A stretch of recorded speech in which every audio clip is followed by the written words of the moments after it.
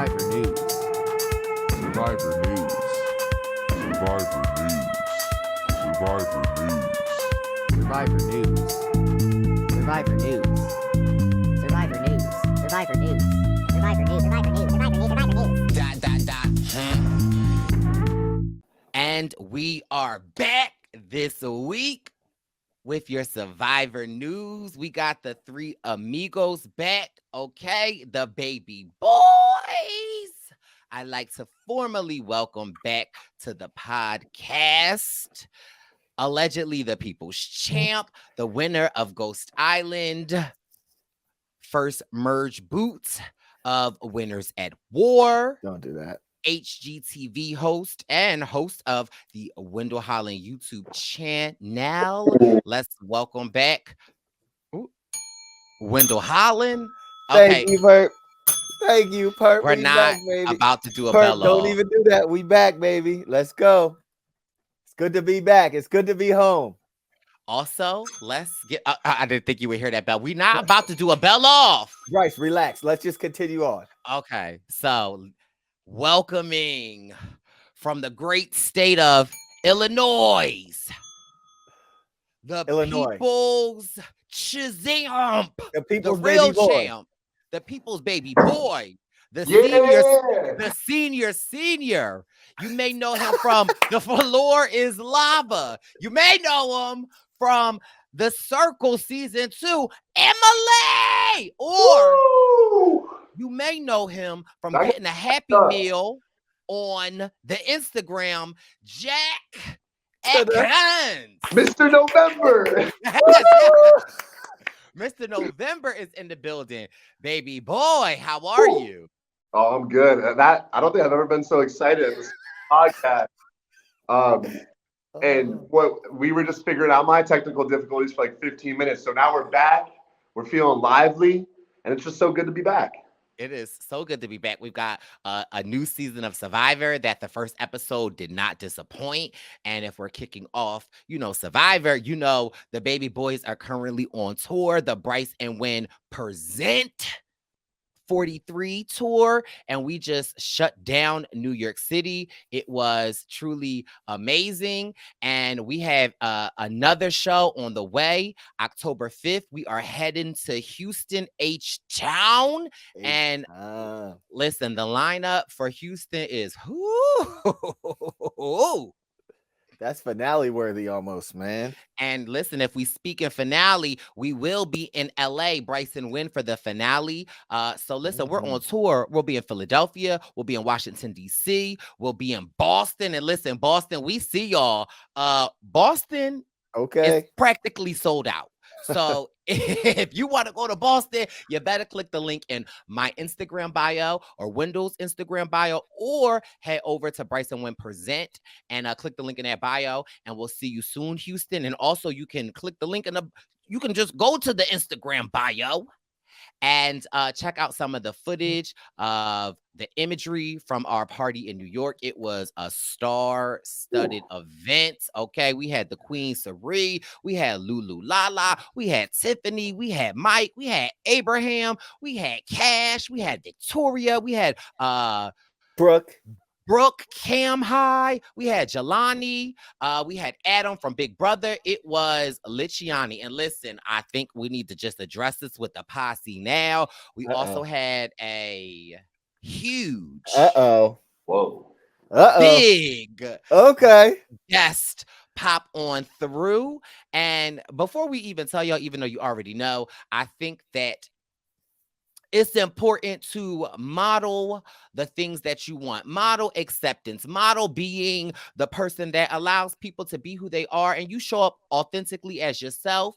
And listen, forgiveness is key, and love is even better. And so we were so surprised when we had Jonathan from last season pull up, okay? And it was definitely a great time. He was, I think for me, it was just so interesting to actually be around the actual ladder. And y'all know I had to say I was the ladder. Okay. That's a story for another day of another day. But no, it was like so great for Jonathan to come through. And yeah, it was great. And I also think he was like, nervous to come through. He didn't know what the Survivor audience in person would be like. In New York City, especially. And in New York City. Our audience, especially. Our people, especially. But Jack can speak to what our audience give. Like, Jack, when Jack comes to a Brice and Win event, the people want to see Jack. They don't want to be seeing sometimes they have to find Jack because he might be in the corner under a speaker crying because he's so that into the episode. Yeah, it sounds like with Jonathan the beef is squashed. How did that interaction go? Because I'm sure it was at first, was it a little tenuous, or were you guys cool? No, it was he came in with open arms and was greeted with open arms, and it was just a conversation, and not even a deep conversation, just a conversation of huge respect. You played a great game, and I think that at times the way I show love and the way that I am like, to somebody that does not know what that type of love looks like, so I just reinforced that it was all love, and they received it. And I think you ever hear the saying, like, I could show you better than I could tell you. And I think John well, I mean, I can show you better than I can tell you, but not in this essence. And I think that Jonathan being there and seeing the audience and seeing, the way Wendell and I interact with, the people that come, I think that he was able to walk away with a better understanding. And I think that is honestly, Wendell and I talked, that's honestly the point of Brice and Win Present, is to bridge the gap. It's to bring people together. We have this love of Survivor. It doesn't matter what walk of life you come from, where, we have this commonality. And I think through that is growth and strength. And so, the party was a hit. Jonathan was literally the icing on the cake. Whoa. Okay. Whoa. Where'd my whistle go? Okay. This whistle needs to be on the ready. So the one thing that I'll add to that is, like Brice said, our goal with our parties is to bring people together. We have a love for this show or these shows. So why not? Let's enjoy ourselves and watch it together.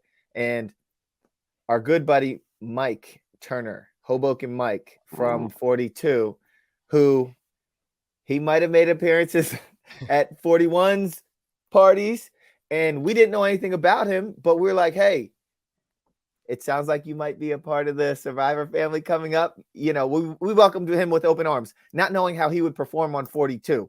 And then every week we watched Mike Turner, and we're like, he's still on the show, and he's showing who he is, this guy with a big heart. And he just became a really good friend of ours. And he's like, hey, and when we were a little wary about Jonathan, he's like, nah, the guy's a good guy. He's my guy. He's my buddy. And so Mike Turner reached out to us a few weeks ago, like, hey, I want to bring a big surprise to your party, Jonathan. And we were like, well, first of all, sure, anyone is welcome.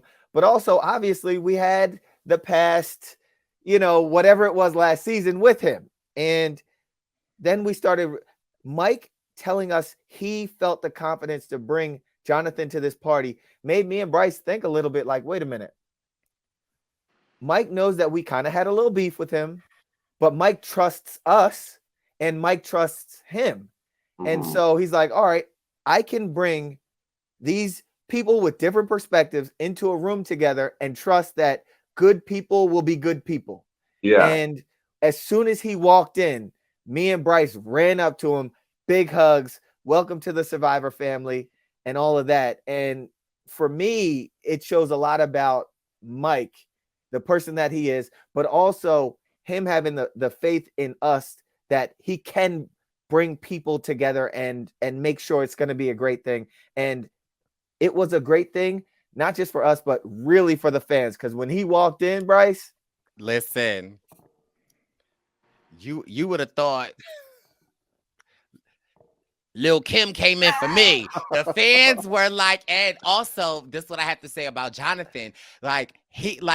When I tell you this man, the smile that he had was, I can't explain it. It was as if somebody took duct tape and like he just was like, Yeah. like the fans embraced him, and I think that that's what it's all about. And so, listen, we got Houston coming up. You may want to pull up. You never know what surprises we have Whew.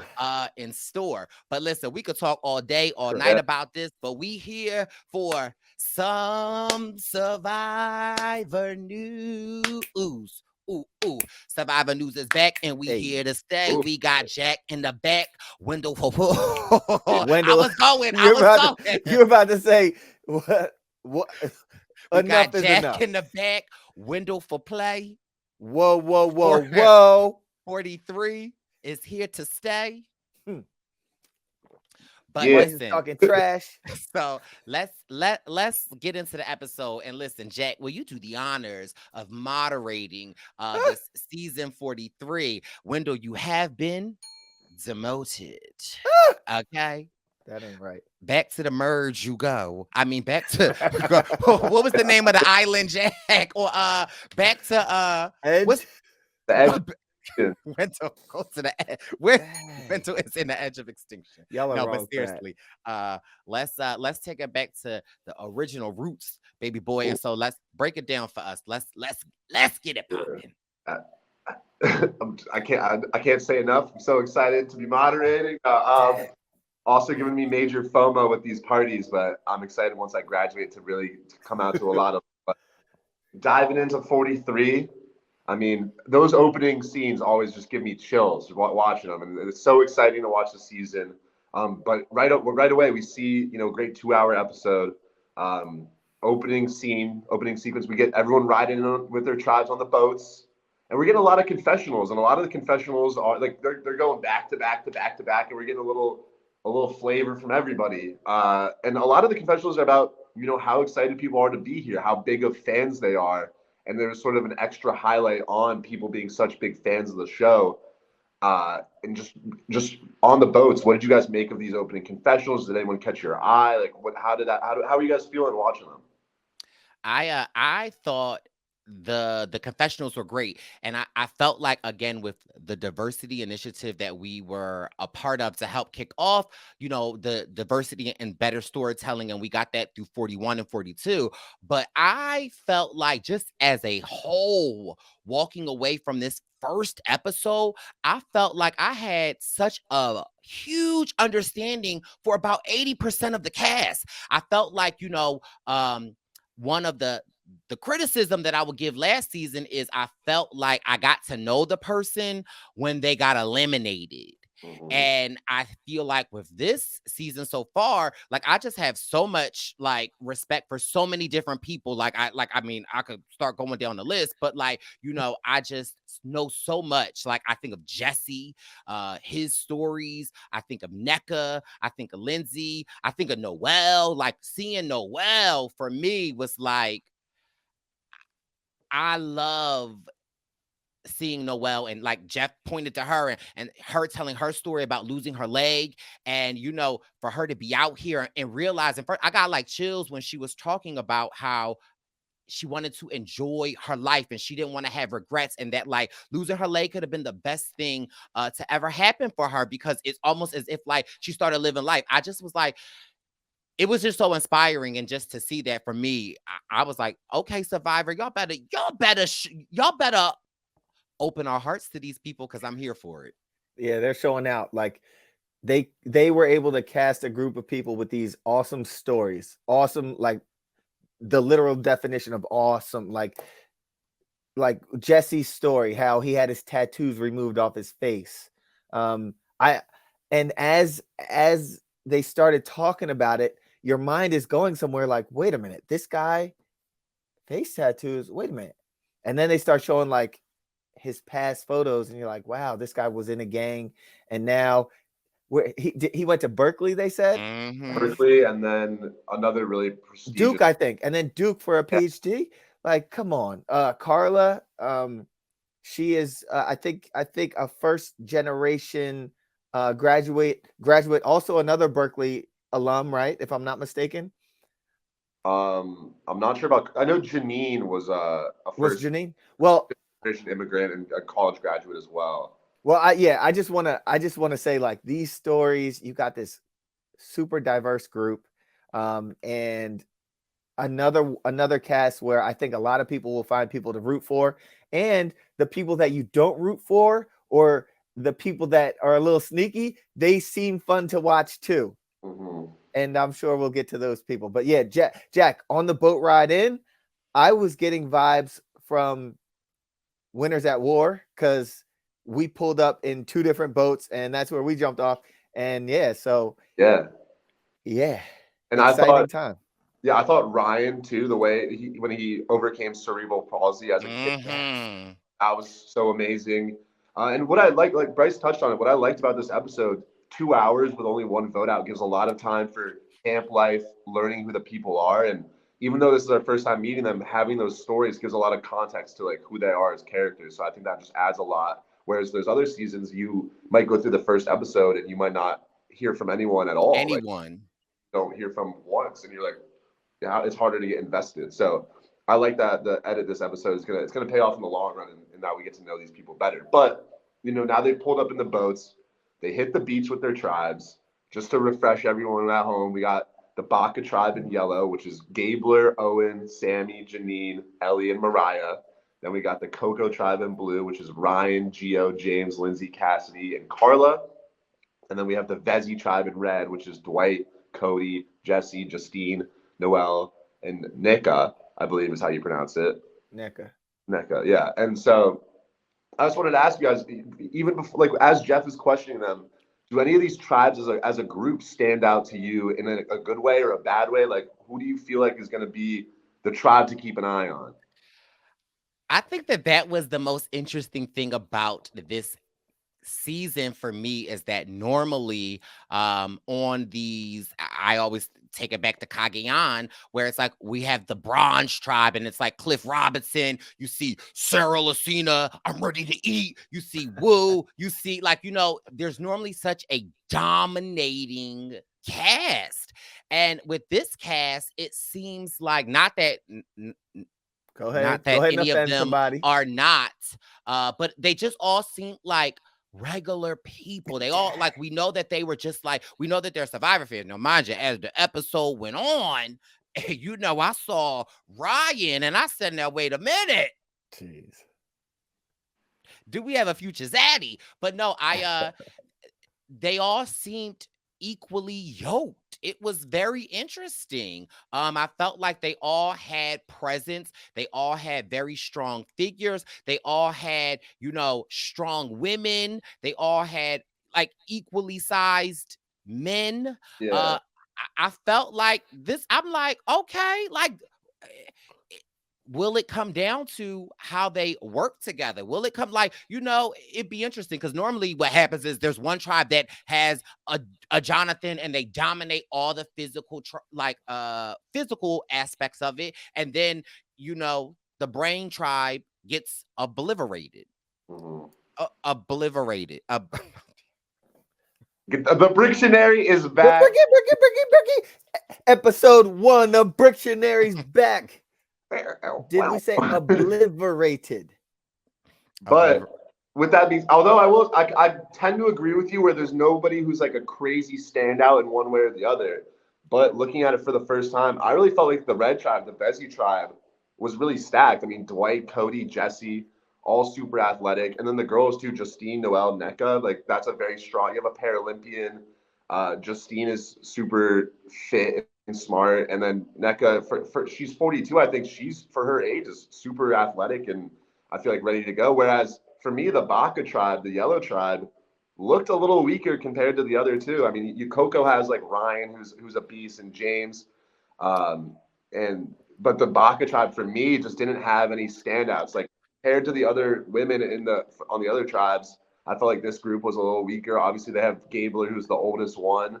I don't know. I felt like I'm gonna have to just disagree with you. First of all, I feel like Gabler looked like a strong contender. I feel like Owen looks strong, and I feel like what's his Sammy? name?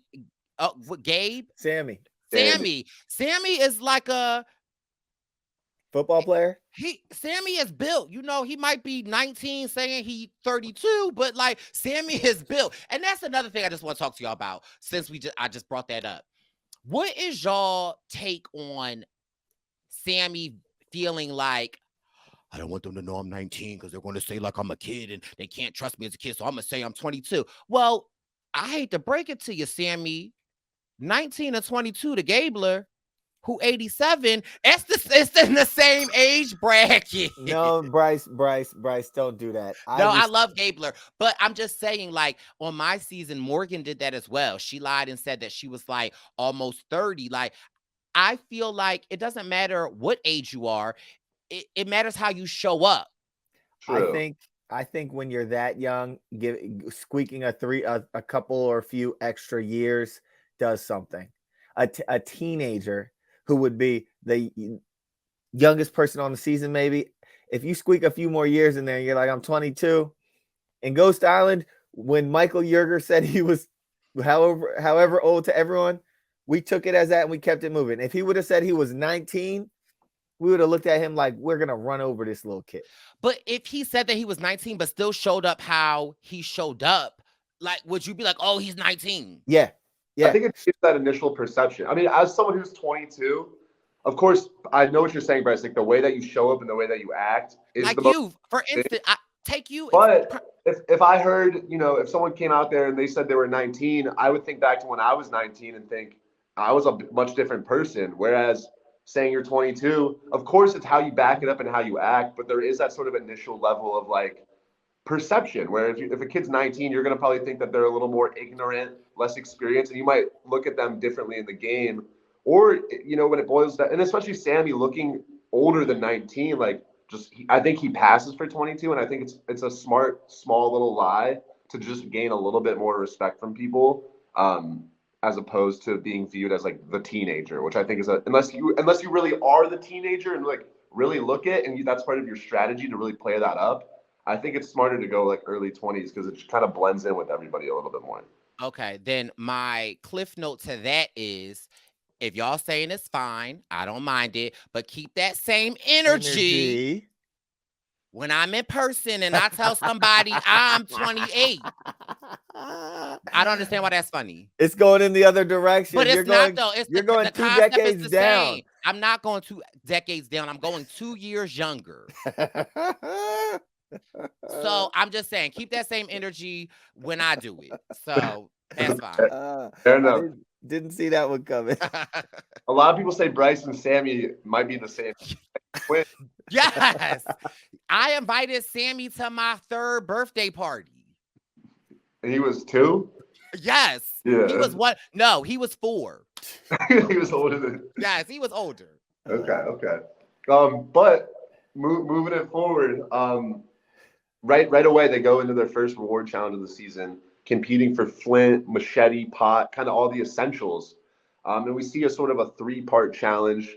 We kind of see this in the opening sequence a lot, where they, there's 3 different legs. You got to assign people to different parts, and there's the running part, then the swimming portion, and then there's this big block puzzle portion where you have to climb up, use a big bamboo stick to move the key up the other stick. And I think the standout part of this challenge was Cody actually suggesting to Dwight to put the key in the bamboo shoe. Put it in the hole. Put it in the hole, I think he said. Yeah. So I thought that was, I don't know if production thought of that as like a potential hack, but it's always fun to see those little workarounds in the challenges. But did anything stand out to you guys in this challenge, whether it's that move by Cody or just anything else performance wise? I think I'll be honest.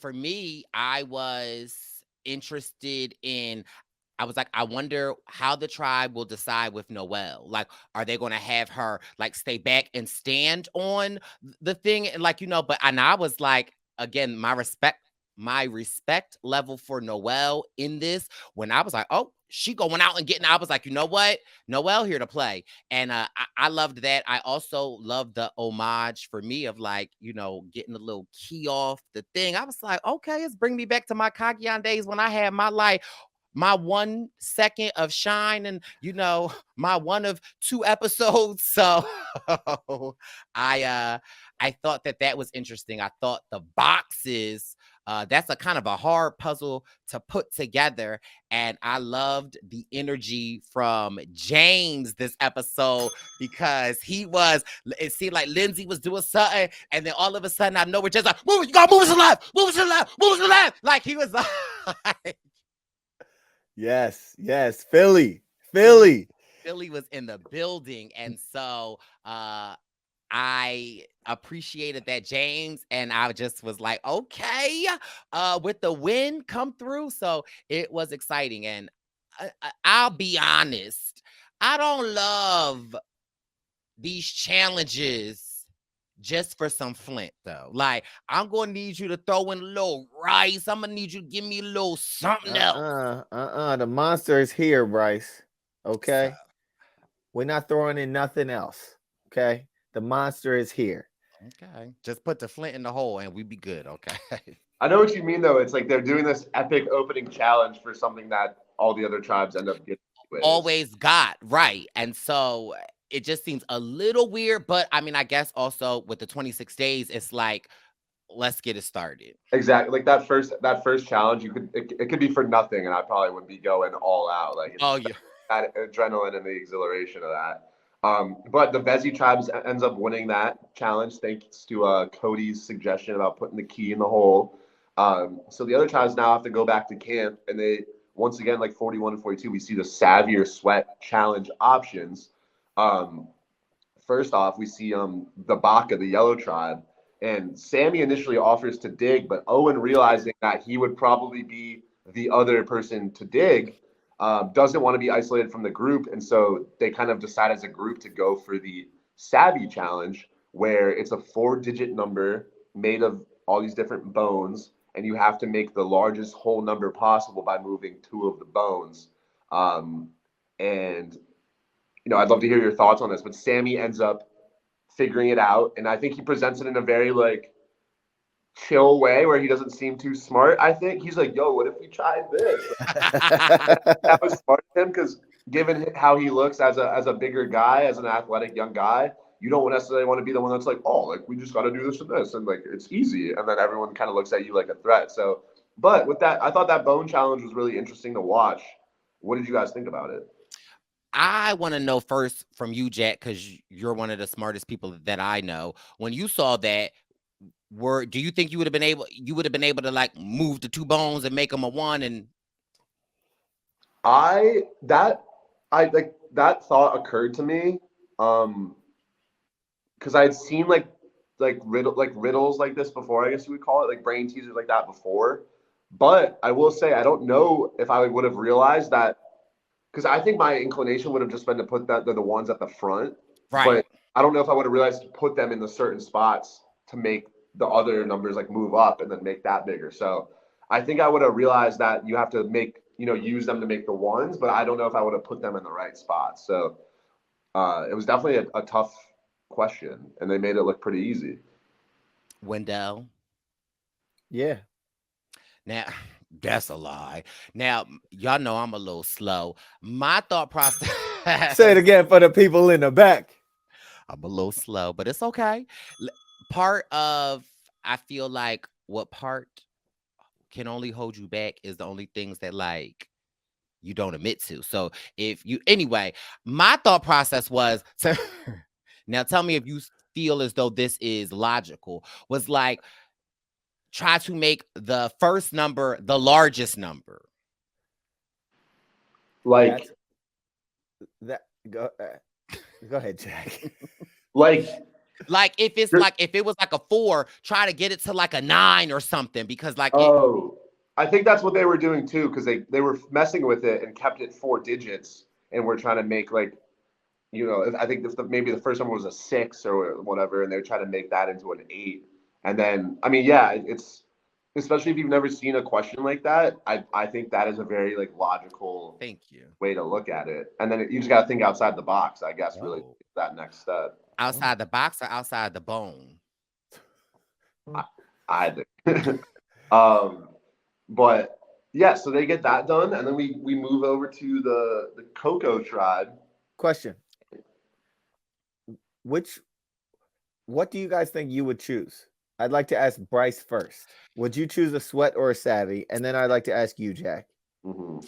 So, y'all know I ain't the best at these games. I wouldn't mind. So I wouldn't be opposed to either or. I just would not. If two people wanted to do the sweat, I would be all for it. If I did not have to be the second person, because I would want to utilize that time to get closer with these other people. At the same time, I would absolutely do the sweat if I had to, like if I happened to be one of the more athletic or agile people on my tribe, then I would also do it as well. Don't do that. But I think my inclination will probably, I will also have to fill out my tribe though. Like, if it ain't looking like we the sharpest pencils in the box, then I'm gonna say savvy. But also, like, I wouldn't mind either or. Jackery? And I would prefer this sweat over like the Xander and Deshaun sweat. Yeah. I thought these first, like Brice, I think both of the options this season were a little easier than their counterparts last season. For me, I think that's a good question, Wendell. I think it does depend on the tribe a little bit.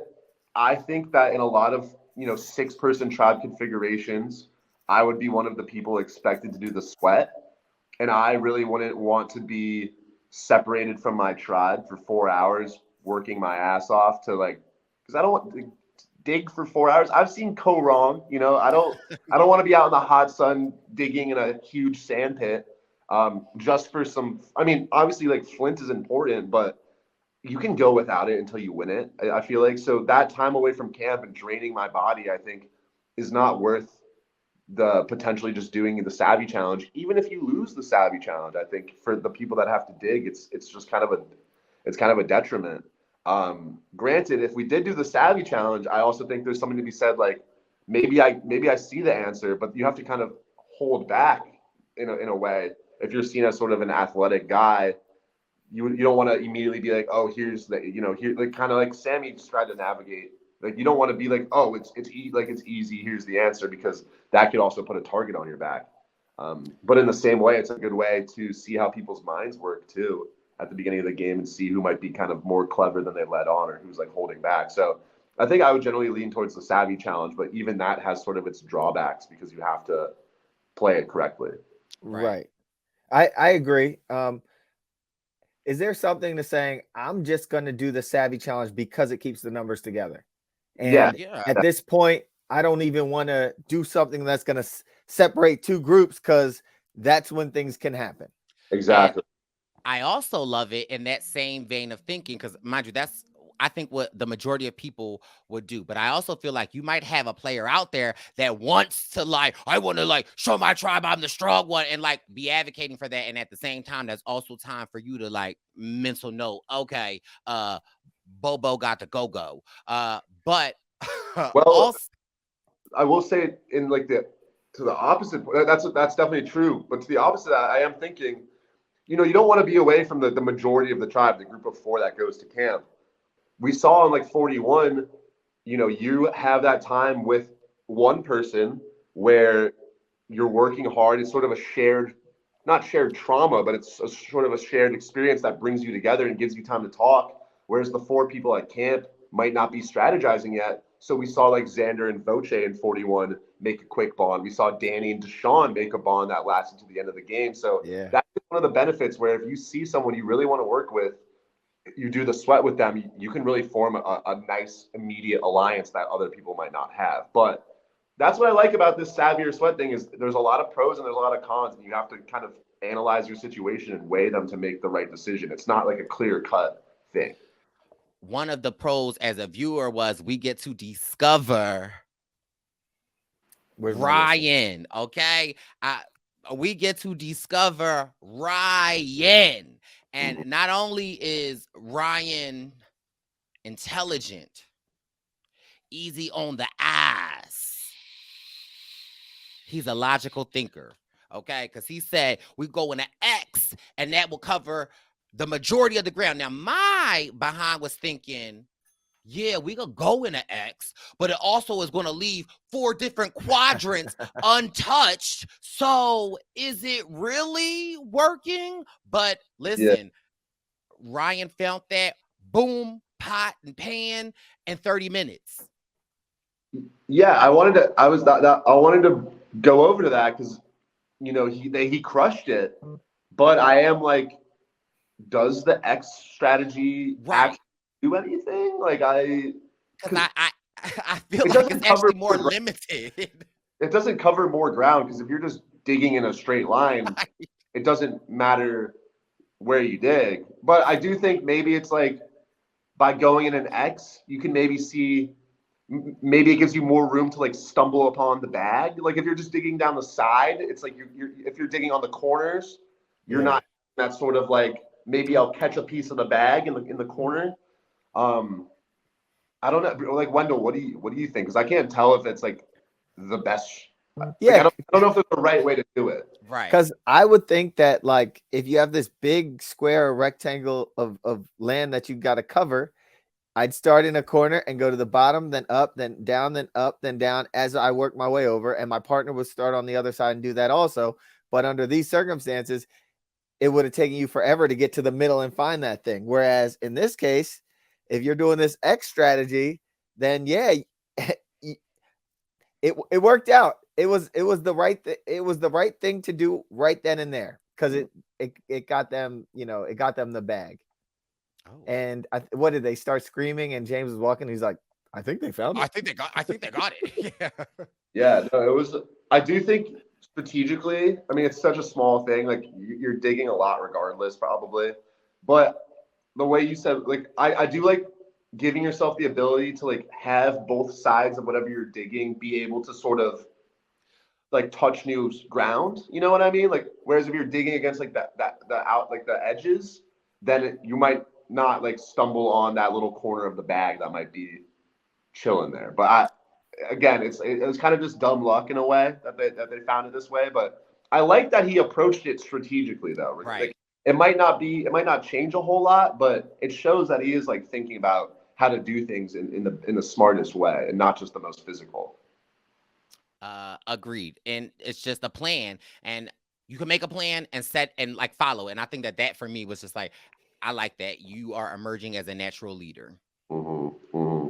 And then, so then we kick it back over. So all tribes now have their supplies, and then we kick it back over to the red tribe, the Vezi tribe, where we see some gameplay sort of start to begin and see people getting their initial thoughts on each other. One thing that stood out to me was Cody being concerned about Justine working in sales, even though Cody also works in sales. That was sort of the standout moment for me. We see like Justine and Noelle connect pretty quickly. But yeah, what did you guys make of the initial dynamic on the red tribe? I thought Cody was Codying because it was funny because he's just like, and I don't trust him. And then when he's talking to Sammy, I think it is it Sammy? Who was Cody talking to? Is it Sammy? No, Jesse, Dwight, and Jesse. No, who's the other guy on Cody's tribe? Not Dwight. Who's the third guy? Dwight. Jesse, Dwight. Cody, and Dwight. So when Jesse and Cody are talking, and like, yeah, he's like, cause she's a salesperson, and Cody is like, who's the elevator salesperson? Cody. And Jesse's like, yeah, you can't trust a salesperson. Like, yeah, it's exactly why. But for my question is, I just like, how do you sell elevators? Like, again, do you like?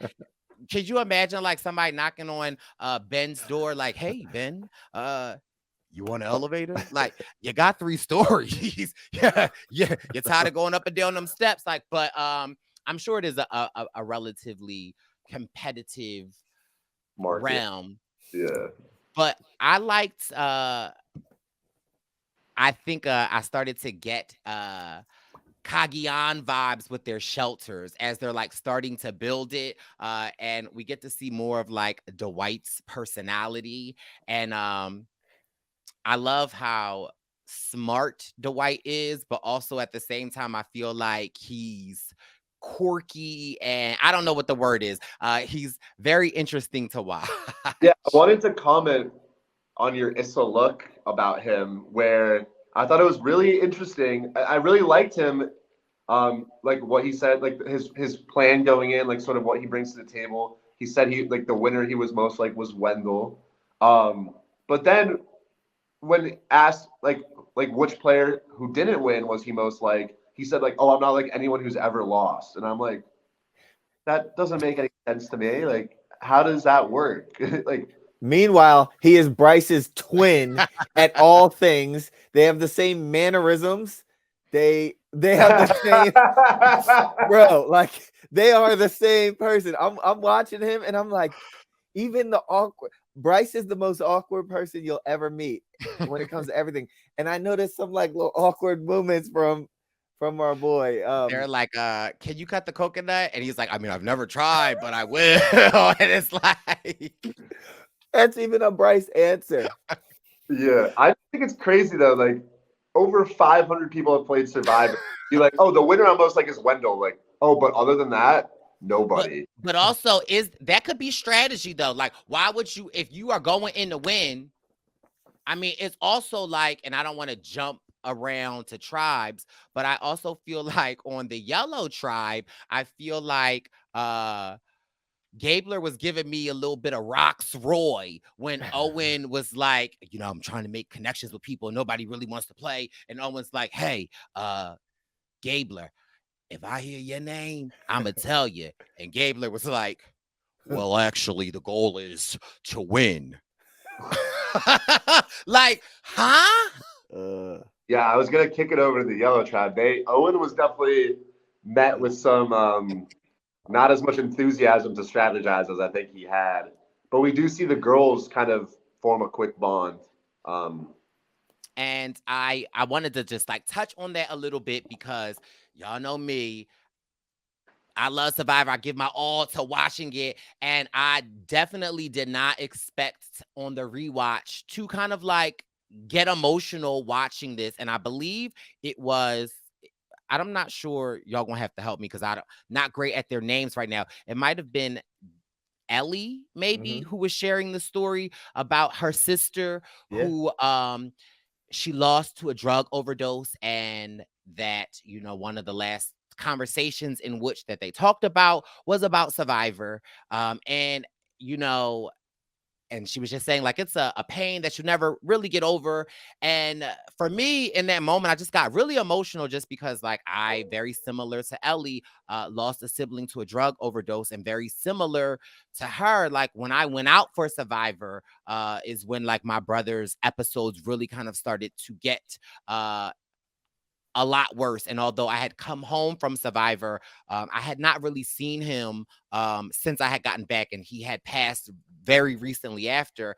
And it just was like just that whole connection. And while I was gone, and like my family was like sharing with me some of his episodes, they were just always kept saying that he, like, you know, he was so proud that Brice was out there playing Survivor. And so it just was like so I don't know how to explain it, but it was a comforting experience knowing that someone else so close to me, like in Survivor, and had this connection with their sibling with this drug overdose. But it just was I didn't know how to feel. It was, I don't know. But, you know, I don't know. I think these stories are good for us to see on TV because it shows that these things happen. There are so many people that have lost siblings, and they might be grappling with it any kind of way. And for people to see this, Ellie communicating it on national TV and playing so strong, this was I thought a strong episode for her. I think it's a good story to show. It's relatable. Rodney had a sibling that passed too, right? Yeah, his sister. But it's just one of those things I think it lets people know that these people are human out here, and families go through a lot of things. And drug problems are a real thing in this country. And so, yeah, I think that I appreciate her opening up and sharing that. And I appreciate the producers for showing that story. Yeah, absolutely. And then we see over on Coco that they have the girls over there also bond pretty quickly. They want to bring in James as sort of the fourth. And then also we see Carla and Gio form a quick bond based on a lot of shared commonalities. So there's a lot of dynamics at work over there.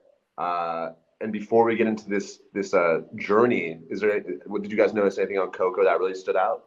Over there on, I think it was Carla and Gio, them sharing their experiences being like queer people. And again, I love the fact with this diversity initiative, not just getting one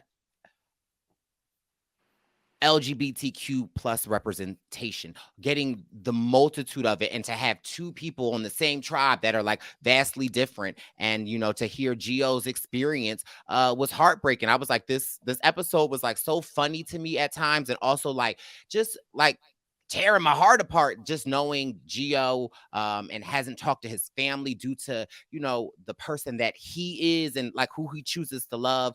So it was definitely a lot, but I love just to see these like character building moments. And I just felt like last season was so great because we got that Romeo with High, but I felt like that came late in the season or 4 or 5 episodes. But to get something like this so quick and so first episode, just like it bonds me to these people. Like, I've got like a spot in my heart for Ellie, like, Gio gonna be my baby boy. Carla, I'm loving hearing her story. So I'm loving all of these storytellings.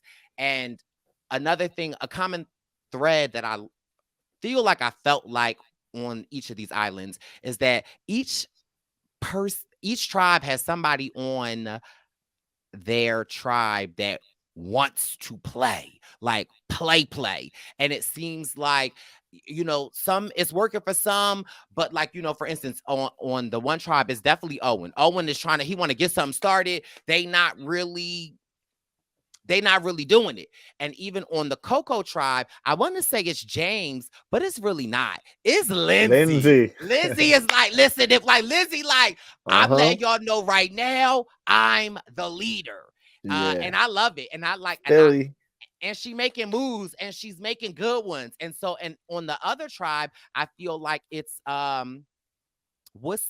feel like it's Elevator Cody. He's the most vocal and like he has the most suspicion about the most people. But I also feel like if you put the most suspicion about like, are you the paranoid one? Like, is it the paranoia or are you the paranoid one? Do you think he's long for the game? I think that Cody can go. I don't know. I have to see more. This could be one of those edits where, someone starts off doing a lot and then they pull it together and find their way. So I don't know. I don't know. He's going to be fun to watch for however long we get him. Yeah. No, he's definitely entertaining. He's a little all over the place. So I'm a little worried for his longevity in the game, but he, like you guys said, he's a lot of fun to watch. And he's already brought some unique sort of strategies and approaches into the game, whether it's his key in the hole method or it's his sales aren't us team, isolating Justine. But yeah, there's a lot of interesting dynamics. Like you said, Brice, like seeing these people's backstories right off the bat helps you connect to all these different players and really find the people that you want to root for. And it just makes the season a whole lot more exciting. But with that being said, now, like 41 and 42, we have a journey, I guess we call it, to another island. We got Dwight from Vezi, Carla from Coco, and Gabler from Baca, all going on this mystery journey. And to cut to the chase, basically, it's another risk your vote or keep your vote situation where there's an advantage at stake. Risking your vote essentially gives you a bid, a chance at the advantage. If other people also risk their vote, then if one other person risks their vote, it's a 50-50. If everyone risks their vote, it's a 33% chance each. And we see Carla decides to play it safe and keep her vote, and then Dwight and Gabler decide to risk their vote. What did you guys make of this whole situation? What would you do? How do you think it compares to 41 and 42? Like, what were your thoughts? I initially was just cracking up at Dwight when he's like, "Oh, I thought it'd be a 3-minute walk." First of all, baby boy, I could see from where y'all are at, and you have to cross water. That's a distance. He's you, Brice. You He's would have like, thought that I too. quickly learned. For me, I feel like I don't know why it told me a lot about Carla. I feel like Carla, for me, it was telling me that Carla is playing an end game. I'm not about to, I don't know y'all. I just met y'all. I'm going to play it safe. I want my vote, and that's that. I also felt like Gabler was like, oh, I'm playing poker, and I'm letting them know I'm getting it. And so it's like, okay, baby boy, like, who's bluff? Like, who would bluff? I just felt like in that situation, I'm not going to bluff and say, I'm going to go for it and then not go for it. I also felt like the baby boy Dwight, if he telling you he going for it, Dwight, you might like want to just let him have it. But Wendell? You're playing Survivor. You want to go for things. That's my initial thought. When I heard Carla said, "I'm going to trust my gut," I think she said that, and that reminded me of my girl Kellen from Ghost Island. She trusted her gut. She trusted her gut for a long time, and it helped her out a lot until obviously there was a point where we had to go for her. But that's what that reminded me of. But I think if I were out there, it's like your first season of Survivor, your first day or second day. I can understand them wanting to go for it, but you got 50-50 odds now. So yeah, sorry to cut you off, Jack. I also love how Survivor does this, because the first 2 times they did it, people didn't know what to expect. Now it's like, okay, we can do the same thing, but we know that people will know. And now it's almost like, I love how it's like flipping the flip on the flip. Mm-hmm. Because we know that it's coming. Mm-hmm. So now it's like, it almost is, it doesn't put you at a disadvantage. It's what is your strategy with it? And so I don't know how y'all thought about it, but I thought it was even more interesting because we know that they know that they know. Yeah. So now discuss it, and it's more like they know what it is, but now there's a little twist to it where you have to adapt and adjust. Right. And for me, yeah, it's thinking about. I mean, it always depends on the circumstances, but I do think like early on, it is risky to risk your vote. Like your vote, and especially in a 6-person tribe, can difference. Tell me it. Now, you think, okay, 50-50 chance on an advantage, which could even be safety. That could be a big difference maker, I guess. But yeah, I don't mind the playing it safe thing either, because it's just like as soon as you lose your vote, it can make you really vulnerable early on. So unless you're in a position where you really need that advantage, it's just kind of asking for trouble.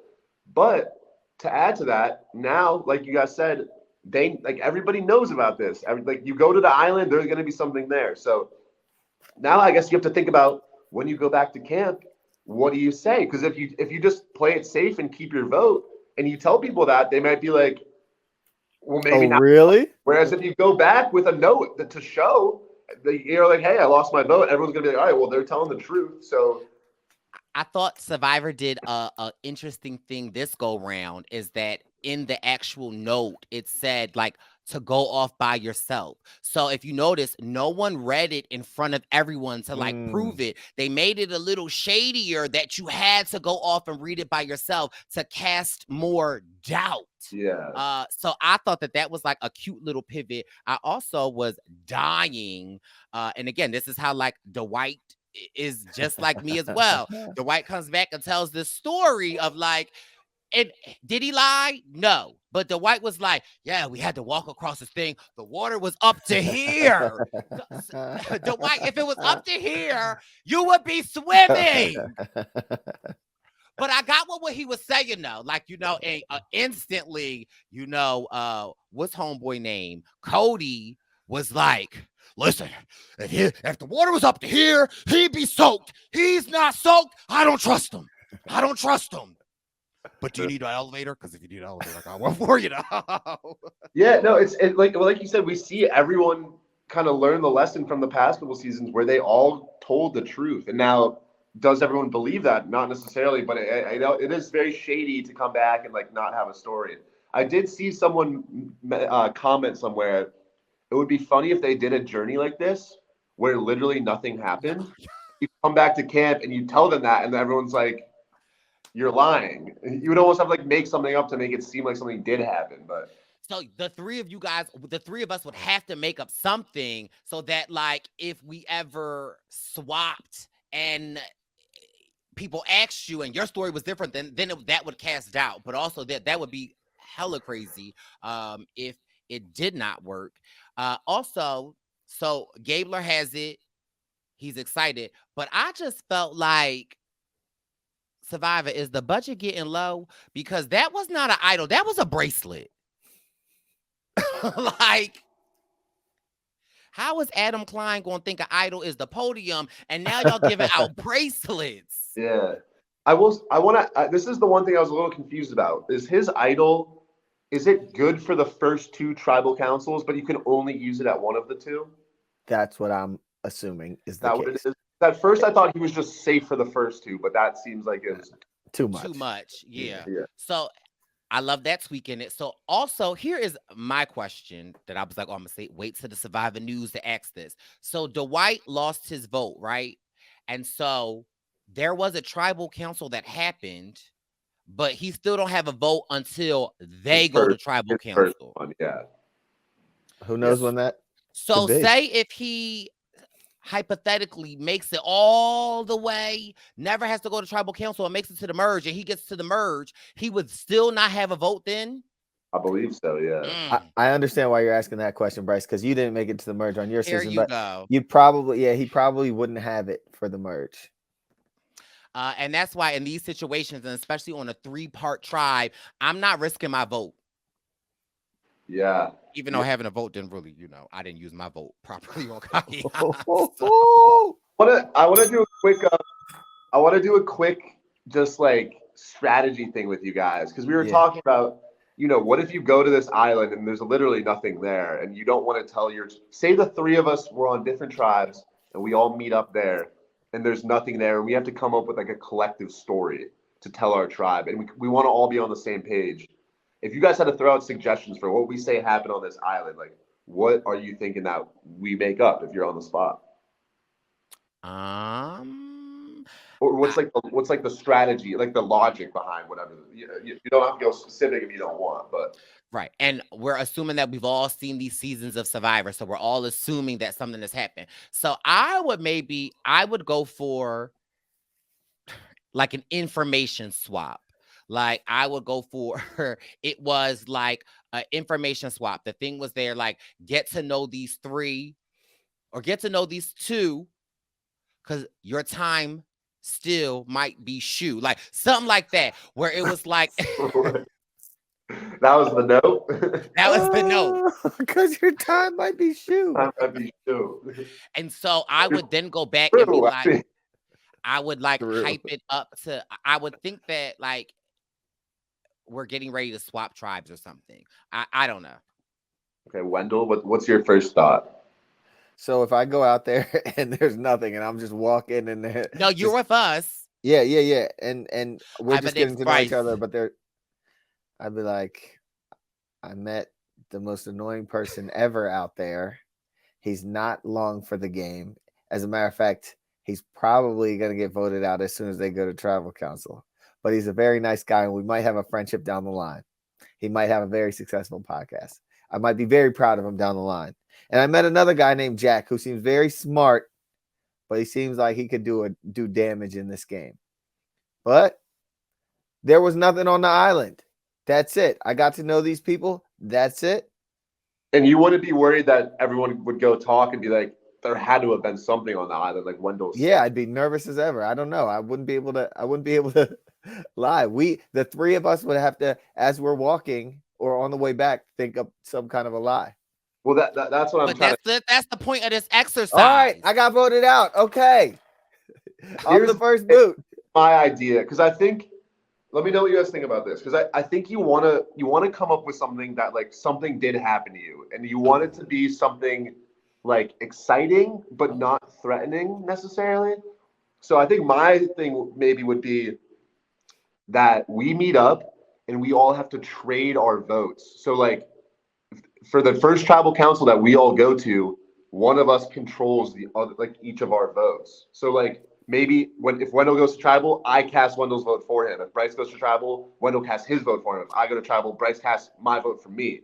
And then it's like, something happened, but it's not super. Wow. Because then No, but whatever no, you but do no. at tribal, you You can can just blame it on Oh. something. Like, yo, he got me. Yo, I didn't want to vote for you, Brice. Yeah. Jack had control of my vote. I think that would be the move. Yo, So that's I mean, wild. if you want Okay. to do that, See? go ahead.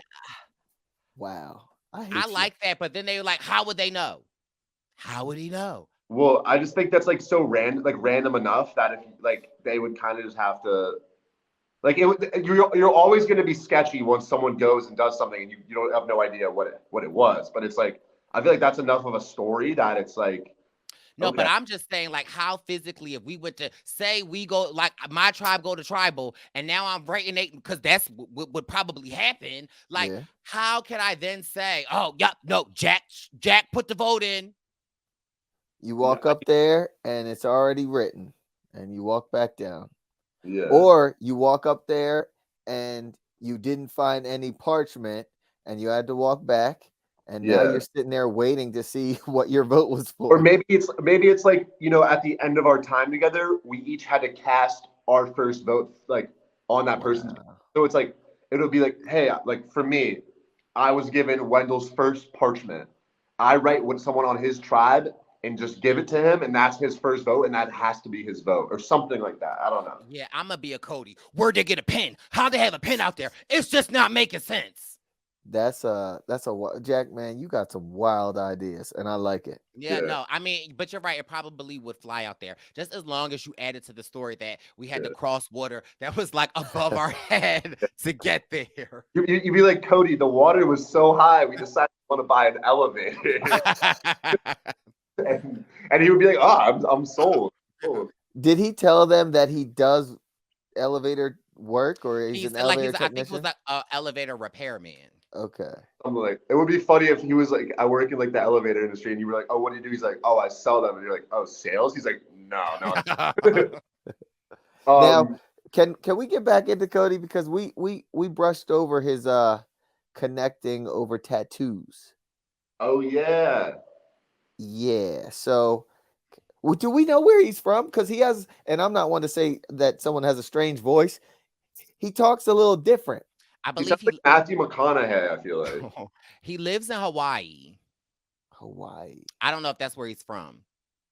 Now, How do you know this, Brice? Because I did. You it's a stalked look- him. I did. It's a look with Rob. Now, wait, but answer me this. Wait, tell me about the tattoo things. I don't know about the tattoo thing. You don't know what his tattoo?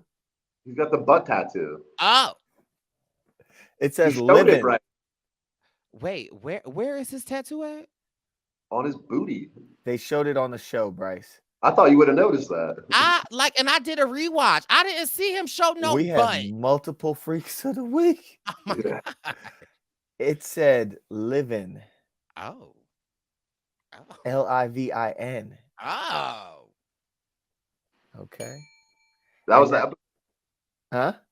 that was the episode title Oh. Yes, from it the was. butt tattoo. Yeah. We like a good butt. Okay. Moving on So where do we go from here? to the immunity challenge. Yes. This one, so they had to collect some balls, Oh. kind of the same space as the butt tattoo, Whoa. and then one person had to dig under a log, Oh. and then they all had to follow through, make a human pyramid. There's Ryan digging under the log. That's not easy, FYI. He went fast. Yes, he did. seemed like the teams had different strat. Like the yellow team sent Janine because she was one of the smaller people on the team. So I'm guessing they thought she would get through faster. Yeah. But Ryan dug Crushed it. And then they had to climb up a human pyramid. Mm-hmm. Shout out to James for losing his trousers Oh my god. multiple times. And then they got to when they got up to the top, they were able to pick one of 3 table mazes, I guess you would call it. For simplicity's sake, there was the straight shot where there was just a line with like little railings down to the hole, and then there was like a labyrinth one that was more like a full maze, I guess you would call it. Mm-hmm. And then there was the one, I guess you'd call it like it was made of like shapes, so there was like triangles, and then there was like dents in the maze where the ball could fall. And so we see Coco gets to the top first. They choose the Labyrinth Maze, which I think was smart because that's kind of the most, it's going to take a little longer, but it's the most straightforward. Like it's probably the easiest to get through. And so when you have that time, I think that's a smart decision, especially when only one tribe is going to tribal council. Before we get to the mazes, Jack, though, wait, sorry, because I think that we could just glance over a few key elements. It is James Jones, so we need to address this. Okay, it's 2 things for me. One, who wears oversized cargo shorts? No belt. Challenge, no belt. You got to have the sag. Okay? Look at this. Like I don't think y'all understand. Okay. And, I think at some point you should just take the pants off. Okay, Jackery, Mariah Carey Atkins. When, okay, because listen, James is getting me hot. Okay, so first of all, we know that James is a Purple Pants posse member because he want to be the ladder so bad. So bad. He just jumped up on that wall and was like, "Here, let's go." Like he's using the ball to keep his pants up. Right. So first of all, James, listen to Ryan. When Ryan did the X, he gave a game plan. Okay, Ryan said we're gonna do this. They got there. James just jumped up straight to the wall. Was like, "You me." They was like, "Wait, what?" And he's like, "Step on my face. Step on my face." And then Brice. And then at the end, when everybody's up there, then he can get up. Okay. So, but then, I'm sorry, Jack. But then, no, that's great. I love it. Then, okay, here are James's pants. They came off. Okay. The man decides to carry them. Okay. He carried them till he got to the wall. Then he decided, like, the fact that we are watching James put his pants on at the wall is taking me out. But then also, it's the soundbite for when they finally get James up the wall, and Ryan is about to walk across the ladder. You hear, and they didn't even give us subtitles, but they gonna say, Ryan gonna say, "Don't forget your pants." James. Okay. After they fell off, why do you even put them back on? Yeah. That. Okay, James. James had 2 challenges this challenge. He couldn't keep his pants on. Our friend could not keep his pants on for his life. Oh, and how difficult is that? You're running. Your pants are down at your ankles. It is not a good Survivor fashion choice, I think. Not at all. And then you got the nerve to have on baggy.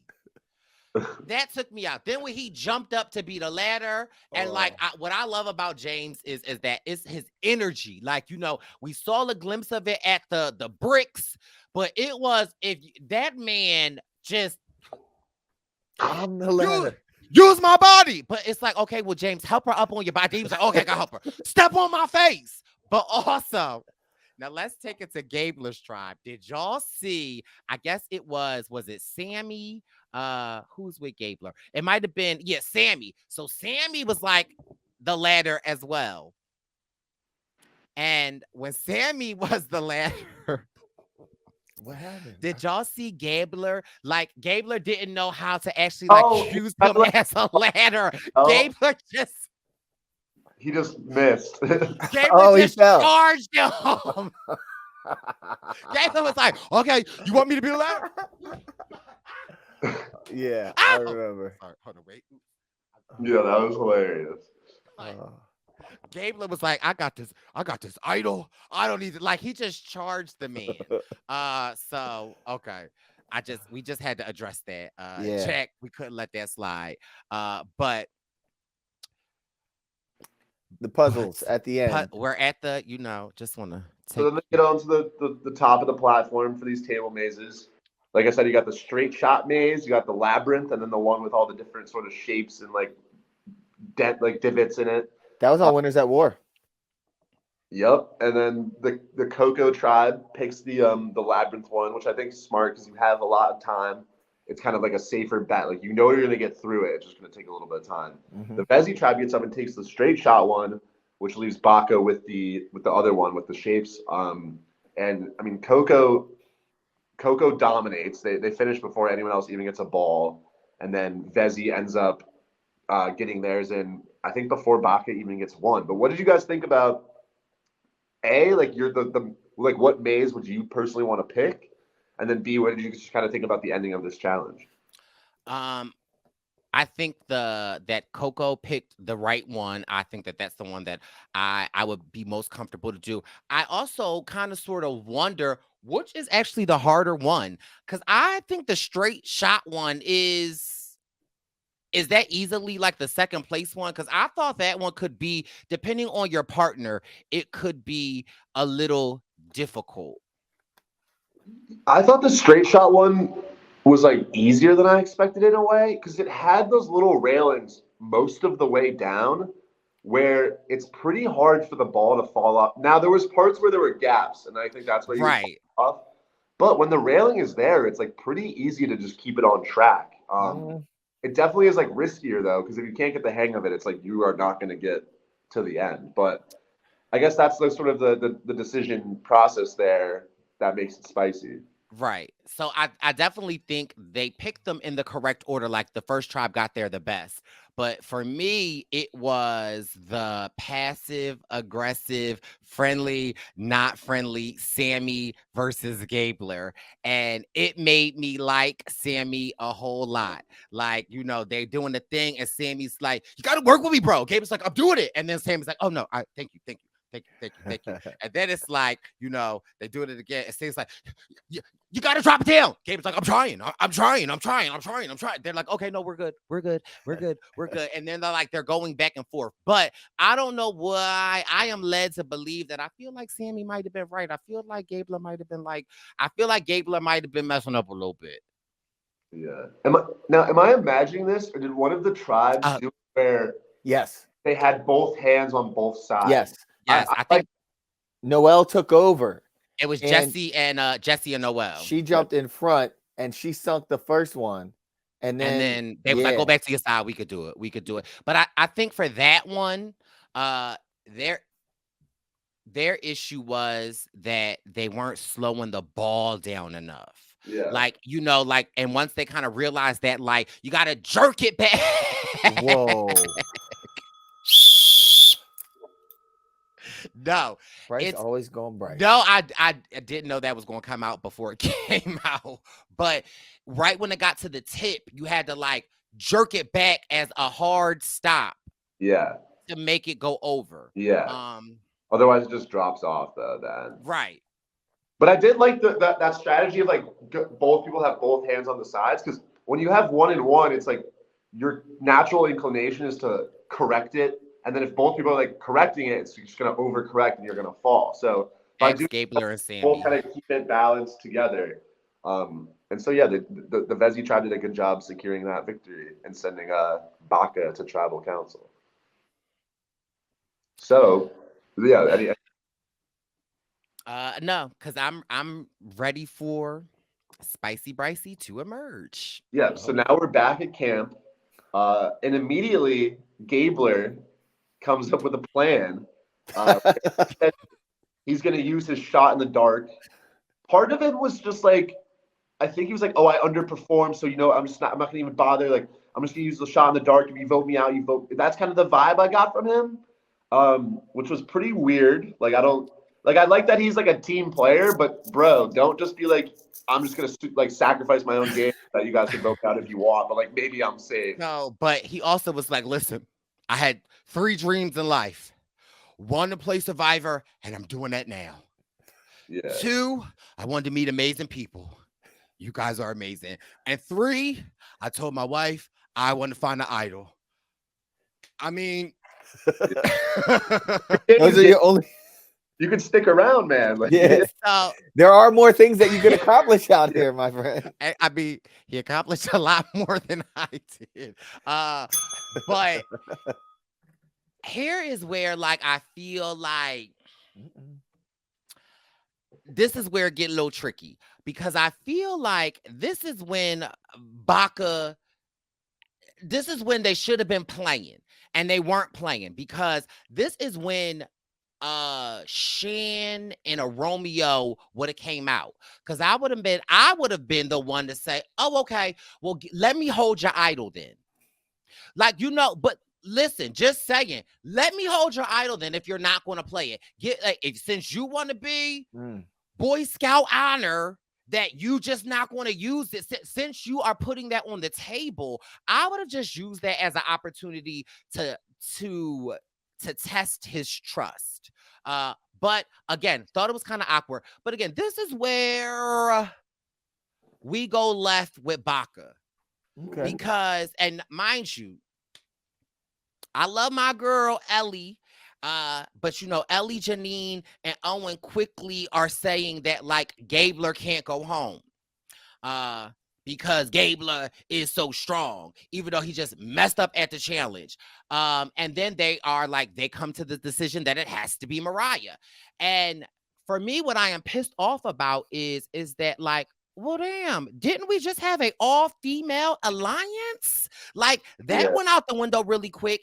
And I just feel like for it to be Mariah, like, y'all are setting y'all, like, I don't know. I feel like for them to be such a women strong, like, we want to be a women strong alliance, and then for it to waver so quickly, it's like y'all actually are doing yourself a disservice, because if y'all lose another tribe, what are the odds that the men are not going to come together? And we don't know, but more than likely it will be another female. So I just wouldn't have been that sold on getting rid of Mariah. And my next question is, do we know who the person who fell? I think it was only one person that fell across the balance beam. Yeah. It was Sammy. Okay. And there was another person that ran right across and untied the thing, opened the thing. My thing is, like, I'm just trying to figure out where Mariah was weak.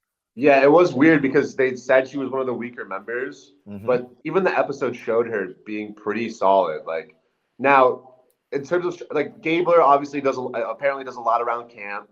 Sammy and Owen are good challenge competitors. Ellie kind of has a. I mean, are they? Sammy felt like, and I love Sammy. Don't get me wrong. Balance being Sammy is definitely their strongest competitor, I think. Like, just because you fall on the balance beam. Like, okay. You put Jonathan on a balance beam, he might not do as well as you like, but he carries. Okay. But I'm now, just taking note. And who lost the challenge? Well, like all of them. I mean, who could not get the ball in the hole? Sammy, Gabler. I'm just saying. I know, but I mean, I'm on the like. I think Janine is definitely a weaker challenge competitor. She did make fire. But to say that Sammy is not a worse challenge competitor because no, I'm not on the balance beam, and then also, like, the thing about the table maze like that, they might lose, but if no one else steps up and says, "Hey, I can do better than that," then that's still your best player. So I mean, but I was also confused about, like, when they started talking about potentially voting out Owen, I thought that it made the most sense to vote out Owen. But I think really what it came down to, in my mind, from the angle of what we saw, was that, and it was funny at first also after Gabler had his little thing where Ellie came up to him and she was like, no, dude, like just vote with me. Like, and so she had him. Okay. She had. It seemed like she had Owen. It seems like Ellie was sort of the epicenter of things, but also wanted to keep the tribe strong. And then she just seemed to have a really close relationship with Janine, which left Mariah. I don't think Mariah really did anything wrong, so that's why I was surprised, honestly, that she went home. Yeah, I am too. It was sad in me when I saw like her and Sammy, and like Sammy and her were like locked in, and it was just like hard for me to watch when they approached the other girls, and they're like it has to be Owen, and they're like selling them, this they're Mhm. selling it to them, and they're like kind of believing it. And I liked how Sammy stepped up and was like, hey, I think it needs to be Owen. But yeah, it just like, and again, for me in this whole thing, it makes me give a much closer look at Ellie in the sense she's playing this game. Like, Mhm. we get to know her. She bears her heart out about her sister. The ladies bond. True. Mariah is the first person to say, like, can I give you a hug? They have a meaningful hug. And for for me, and this is probably why I didn't do well on Survivor, that will bond me for life. Like, I'm not breaking this up. We Yeah. rocking out together. And for Ellie to She just spun back on it. she was able to put that aside, and like, again, I don't know, they could have seen other things in Mariah that were not strong, that just weren't shown. But for her to like put that aside, for her to essentially put herself at risk even more, because if it's men against women, they're below the numbers, and to like create this, I was just like, oh, okay, Ellie playing, even though I'm mad at you, Ellie, but I But see you. Are you getting any Shan vibes from Ellie? I don't know. I have to see more because I was too upset watching this, but she for sure is straight and direct. And I'm at least glad that Owen is with her, because Owen been wanting to play this whole time. And yeah, now, here You come got a Ellie player. stepping up, uh doing the thing. So yeah, it just but back to your point about like if we're going under the assumption that Ellie's sort of in control of this tribe, you express that well, how like, you could be concerned that all the guys might stick together. But to that point, she just had Sammy campaigning to get Owen out, so that's something she can use. Where it's like, hey, like now she's sort of still the focal point of the tribe, uh, right. and I think she's in a really good spot. Yeah, and there's just not a doubt in my mind that like she has Gabler. Like, she told Gabler like, we're going to get you to stay. And also for me, it makes me think when Owen was making that very clear pass at Gabler to be like, hey, if I hear your name, I'm whatever. And then he gives that very Roxroy answer, like, the goal is not to go in. But then later on, we see him and Ellie talking about Rock. And, he's talking about how, like, I'm out here. I was worried that I was like the older guy and I wouldn't make connections. But it's like he's clearly more connected to Ellie than he is Owen. So it's like, maybe Ellie and Gabler are really locked in on, they really could be the pulse here. Yeah. Now, at the end of the challenge, if I'm not mistaken, we saw Mariah crying, Mm-hmm. and it seemed like she was crying a little bit more than. And then I think we might have seen Gabler or somebody also shed a tear, but like Mariah seemed really down at that point. So this is what I will say. And I saw that and I also was like, sis, why you crying? However, I get Marianne like vibes from Mariah Mm, in her personality. We see that like Mariah is very high energy. We see hmm she's very colorful. We see Ellie is telling her the story. She start crying. hmm She like, they first on the beach, like like the yellow team won. Like Jeff was like, "Oh, I'll give it to the yellow team for the most thing." So in my opinion, from the information that I received, I imagine that they are using Mariah's personality against her. That she is so bubbly, she is so emotionally available, friendly, cheer. Like I believe that is what they are using as. She is not a strong player. And I don't like it because I feel like that's also what was used against me is that, oh, Brice is so likable. He's so like, that's like they used it against me. So it's just I don't like it to see because from everything else that I've seen, she can hold her own. But if they feel like that is, and again, anything a Survivor can be a thing. So it just, Yeah. I was gonna say, like, yeah, she's so outwardly social that maybe that is then perceived as a threat. Because I think, sort of like the Marianne comparison, like she was targeted for a little bit because she's so social and bubbly that it is like, okay, that's a social player. But when someone's so bubbly, it's like almost hard necessarily to make that deeper connection in some ways. I think where you're like, okay, they're obviously social, but so far they've just been high energy and we haven't really bonded. Not to say that Mariah didn't bond, like obviously she had that conversation with Ellie, but I think that is a thing that happens when people are so social that it's like, okay, that's dangerous. And I personally don't have a bond with them, but I know that they're social because they're so outgoing that maybe it's good. That's like, how do you get rid of a social threat, I guess. I mean, Andor's easy. To just label that as, you know, a Yeah, I'm thing. not saying it's the right move. Yeah, right? no. How the perception is. So I was dying when they got to tribal though, and I do think it like says a little bit like when, you know, when Jeff's like asking them like, well, so what was y'all doing this whole time? And they're like, oh, we weren't, like just hanging out. And just to hear their answers of, you know, I felt like when Mariah was like, but we have won. We've won in this and that and that and that.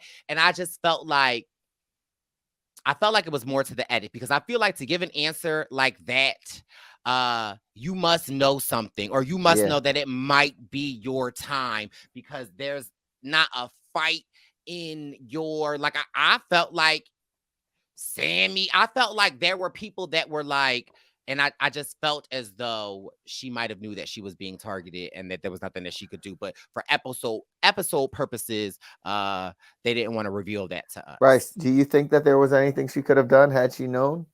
Like maybe make it a live tribal or something like that? I don't think the numbers were. I think, and especially you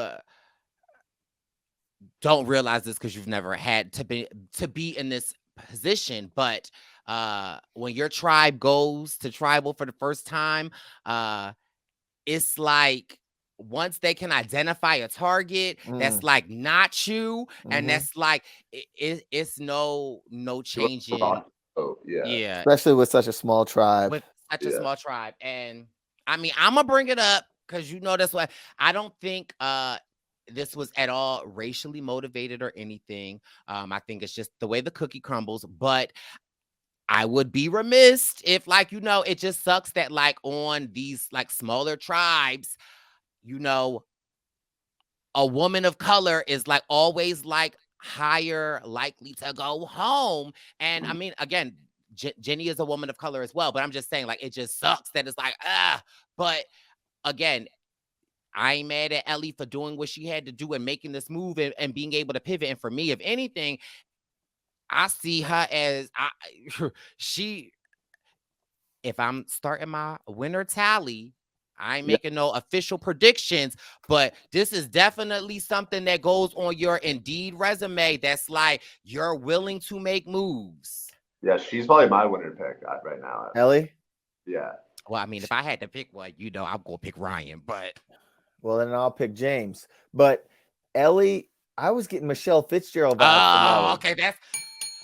Okay. I'd say it's sort of Michelle mixed with Aubrey in a way. Oh. Wow. Gabler's almost Joe Del Campo. Like, Gabler? Yeah, like Aubrey had Joe in her pocket. It seems like it has Gabler in her pocket. You know who he actually reminds me of? Was it Brad? That's 41, the guy with the curls. Oh yeah. Brad. Yeah. Brad.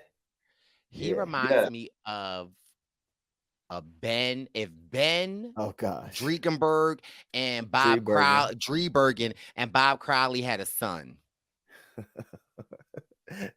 Okay. What? Okay. Yeah. There were a few people that reminded me of a few people on this season. Yeah, we saw your tweet. Go share, elaborate with us, Wendell. Well, because you know Wendell loved to tweet now. I got a question for you guys. Who does Cody remind you guys of? Because he is something else. You know who he reminds me of? he kind of looks like he has an Ozzy vibe to him. But who was the man cop on David versus Goliath? Oh, Dan. Dan. He reminds me of Dan a little bit. He reminds Taylor from Millennials Gen X a little bit. Where Oh, you know, I just where remember in is the opening. Taylor? I remember in the opening sequence of Millennials vs. Gen X when Taylor's like listing all the cool stuff he's done. Oh, He's like, I snowboard. I went to North Dakota. It was sort of where Cody's like, he's like, I do everything in life to the fullest. Oh yeah. I go out with my boys. And I was like, that's like you're like that's you going hard is like I always go 100% whether I'm out with my boys or playing like I'm grocery shopping. Okay. And I'm like, that's your resume right there. He's like, whether I'm selling elevators, If I'm walking my dog, you ain't Yeah. never denied. yeah, Whether I'm getting a tattoo on my behind, I'm yeah. living out here. Okay.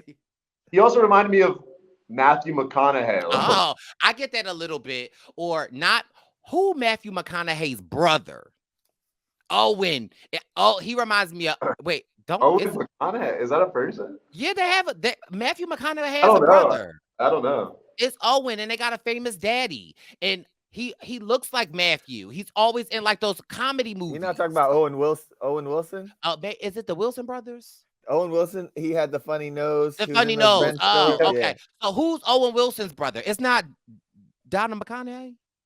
Well, they got Now it's Donald McConaughey. a good way to know that people are brothers is usually they have the same last name. Last name. It's a Jack. It's a spoiler. telltale sign. Spoiler alert. So it's Owen. Lauren Holland is my sister. No, but it is like I remember with the tattoo, especially because I think there's a Matthew McConaughey. I forget what movie, but he a quote where he's like "L-I-V-I-N living" or something like that. And so I got reminded of that when Cody was like the same thing. I have this photo of him, and he has a hat on, a backwards hat on, and like with this beard and everything, he's smiling. He reminds me of Chris Underwood right there. Oh, Now, then I was getting other vibes. So obviously, Dwight is Bryce's twin. Well, we love Dwight, so Team Dwight over here. When I saw Justine, there were times where she was reminding me of Stephanie Gonzalez from Ghost Island. You know who? I see that. Who was the girl that? This is an old season. What's the player's name? Her name is Dawn. Yeah. When Dawn lost her, when Brenda Dawn lost, Lowe? right? Oh. Wow. Jenny reminds me of Brenda, You and Brenda was a fierce. Brenda played. Yeah. Let's see who else. But there's definitely some more comparisons in there. Yeah, no, and Ryan reminds me of Eddie from Matt Bischoff's season, Eddie Fox. Yeah. Okay. You don't see it? And then there's this. Not really. Wait, I'm looking it up. There's this one girl from Survivor Nicaragua that reminds me of that Noelle reminds me of. It's one of the And while you're looking at Wilson, I think that's a very random one, but Who? did you say? Are you trying to be funny? You said Owen Wilson. No, Alina Wilson. Oh, is she related to Owen? Maybe that might be her brother. Is that Nick cousin? You Um, know, but yeah, there's definitely a lot of people on there that are kind of definitely similar to like other. does Sammy remind y'all of anyone? Sammy. I get big vibes from him about one particular person. So Sammy reminds me of a couple of people.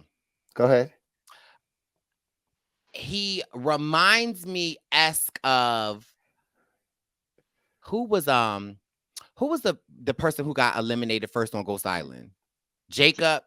Sherwin. Stephanie Gonzalez. Oh, and then- Jacob. He reminds me of Jacob, like personality-esque a little bit, maybe. That'll be a hard no. Okay. Who is it? Tell us. For me, he reminded a lot of people of Michael Yerger. That's what I was gonna say, but I don't Yeah. fully see it. I say a little bit in that he's a young guy, but he has the ability to make it seem like he's a little older. Yeah. And Yeah. in Michael's case, as soon as he said he was 22 or whatever, no one ever questioned it. And we looked over there at the Met and saw this 22-year-old competing like crazy against us super grown people, and we're like, all right, he's the bane of our existence. So in Sammy's case, I get a little bit of Michael there, but I really, really, really get Pat Bolton vibes from. Yeah. He's the big redheaded country boy in Oh. Ben's season. Do you remember him? He went to college with Allie Elliott. Yeah, I remember. He was a goofball. He was a goofball, and but he was big and strong. And I look at them and I'm like, and I also met Pat like a few times. Like I'm acquaintances with him, and I'm like, wow, I get Pat vibes. Gio reminds me of Romeo. I was gonna say that. Also, Lynn kind of reminds me of Chrissy Hofbeck a little bit. Heroes, Healers, Hustlers. And Noelle reminds me of, is her name Lauren? Her Instagram is like Lauren from the Sea. Ashley from the Sea. Ashley from the Ocean. Ashley from the Ocean. Heroes, Healers, Hustlers too. Yeah. Ashley Nolan. Yeah. Shout out to Ashley. She's coming to Houston. What if the season is really a twist and it's like all relatives of past players, or like it's like meet your twin, and like Michael Yerger is going to come out soon, and you're gonna come out.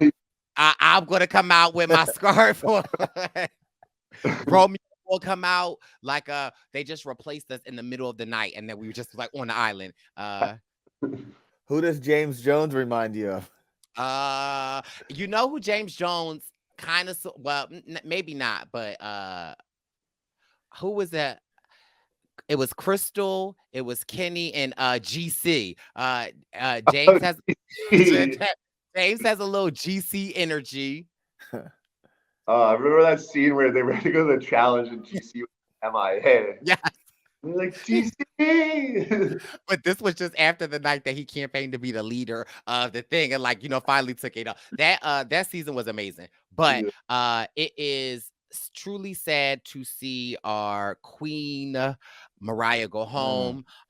She is from Philadelphia, so that's our Philly sis. I see a lot of similarities in myself, and I did not want to see her go home. However, following her on social media, I'm just glad that she has a great attitude and can make the best of the situation.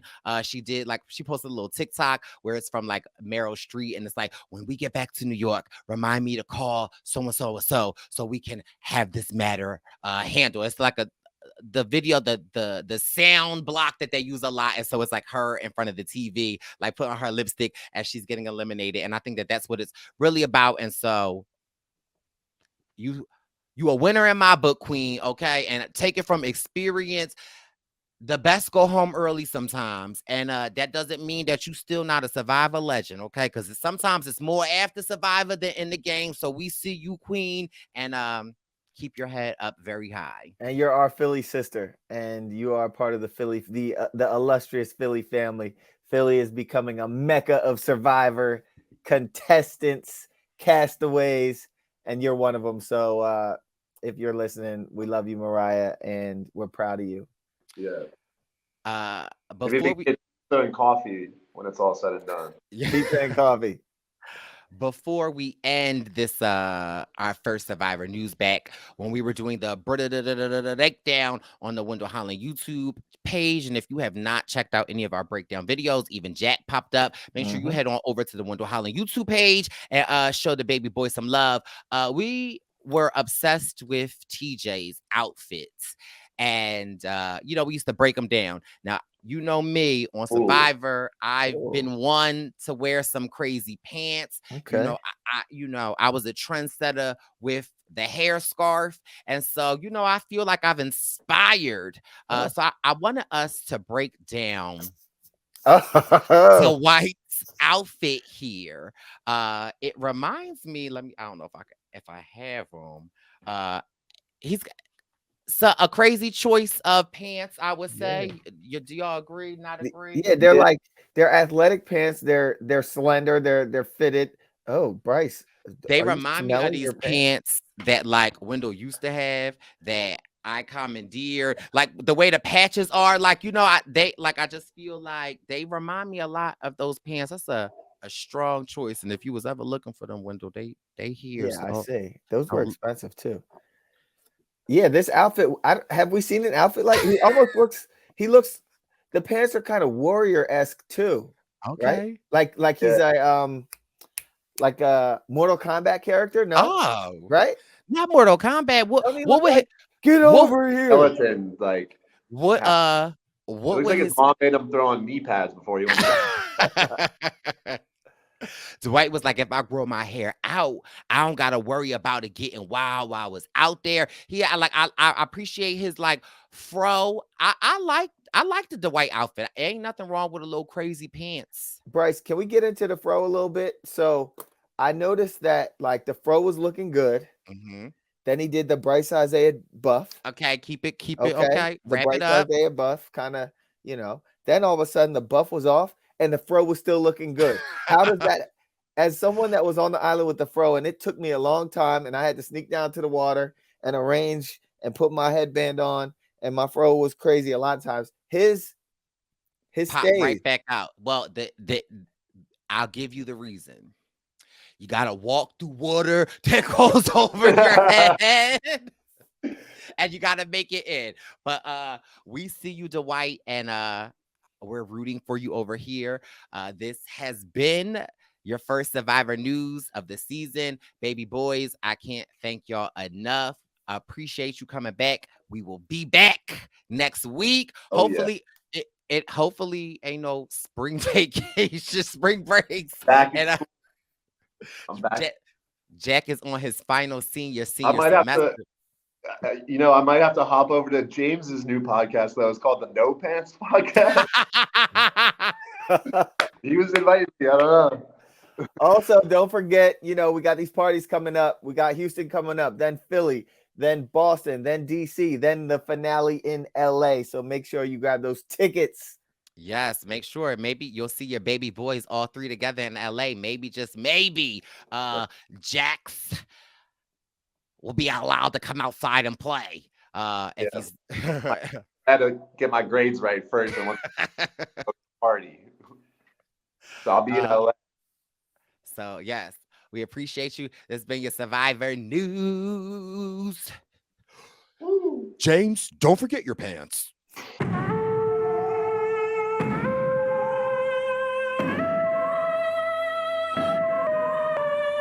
Survivor news. Survivor news. Survivor news. Survivor news. Survivor news. Survivor news. Survivor news. Survivor news. Survivor news. Survivor news. Survivor news. Survivor news. Dot.